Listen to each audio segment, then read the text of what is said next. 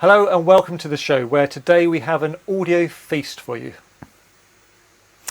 Yeah, we're looking at reverb. It's one of the most important tools for audio engineers and an audio effect used on every mix you'll ever hear. There's so many reverb plugins out there, deciding which one to use is a pretty big challenge. Now, broadly speaking, there are two types of reverb plugin, convolution and algorithmic. Convolution reverbs sound more realistic because they use recordings of real spaces, impulse responses, but they're constrained by the size of and the frequency response of those spaces. So if you want to have access to a wide range of convolution reverbs, then you need to keep a large library of impulse responses.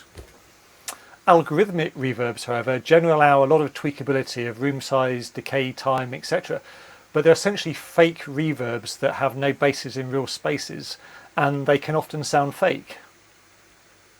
So the Holy Grail is a convolution reverb with the same level of flexibility as an algorithm reverb.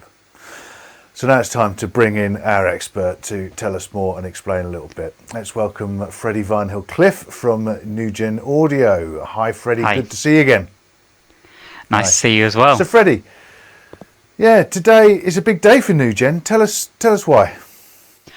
So today, it's 21st of October, which is the launch day for our new plugin, Paragon. So that's our surround convolution reverb developed alongside the University of York. So give us a bit of background between the relationship you've got with the University of York and maybe go into how long Paragon has been in development. So we generally try to have some links with local universities. So Nugen is based in Leeds, up in Yorkshire. A lot of our tech support staff, our kind of part-time staff, end up coming from the University of Leeds. And we do also have a pretty good relationship with University of York. There was a small AES event on their campus last year. I think that was around March or April. We generally try and maintain good relationships with a few universities. And this plugin has been in the works with the University of York for about the past 3 years. We've been working alongside Dr. Jez Wells. So Paragon allows the user to adjust room size and decay time, which is almost unheard of for a convolution reverb. How does it achieve this without any nasty audio artifacts? So, like you said, it is a convolution reverb. It uses 3D recordings of real spaces, so it is a convolution reverb in a very true sense. However, the technology that Dr. Jez Wells has developed uses some kind of state-of-the-art resynthesis in order to allow us to make those IRs longer or shorter without using any time stretching, without removing samples. So essentially, rather than using static impulse responses, the plugin generates new impulse responses, but they are still based on those recordings of real spaces. So you essentially get the character and the sound of, whatever church or hallway or wherever the impulse response is recorded, but you can still make the reverb longer, make the room sound bigger without getting those kind of nasty artifacts that you might get from time stretching or removing samples and so on. So Freddie, what type of customer are you expecting to be looking at Paragon? At the moment, we're kind of gearing it towards like audio post, particularly people who are mixing in surround, particularly Dolby Atmos. So the plugin operates in up to 712 channels of surround sound. So that's appropriate for Dolby Atmos beds. As far as I'm aware, there isn't actually any other convolution reverb that operates in that many channels. I think there are a few that can do 5.1 and possibly 7.1, but 7.1.2 is kind of uncharted territory. So as well as the kind of flexibility that we talked about, the fact that it does operate in that number of channels is pretty exciting as well. And I think will be really useful for anyone who's mixing particularly TV programs. Yeah, absolutely. There was a cheeky teaser video on Nugen's YouTube channel recently. How did that come about?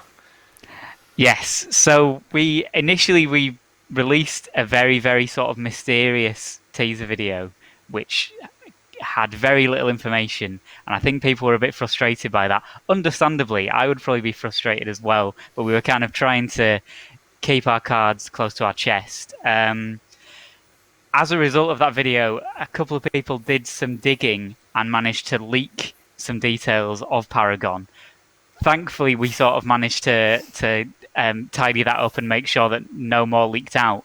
But as a kind of I guess sort of sticking our tongues out at the people who managed to leak some information, we made like a fake sort of a tutorial video for the YouTube channel where it was me talking quite lucidly about all the features, but anytime there was any kind of technical term, my voice was censored, and it seemed to do quite well on Facebook and Twitter and things like that. People found it pretty funny. We were worried people might just be even more annoyed, but no, I think people took it in good humour, and we had a lot of people trying to guess from that video what I was saying, trying to decipher what was happening kind of between the beeps. So I think that was a fun thing for a lot of people.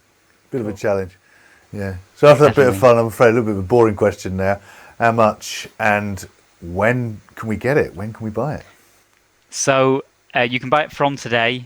So yep, it's online everywhere as of the 21st, and it's $599.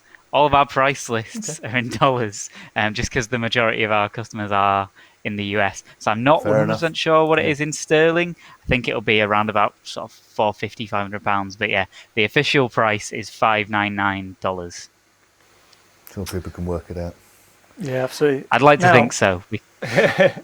Now, every time we talk to you, Freddy, we always talk shop, but we're quite keen to find out a bit more in Season 2 of Kit Plus TV about the people behind the technology. So tell us something about yourself that we, maybe even your colleagues at Nugen don't yet know.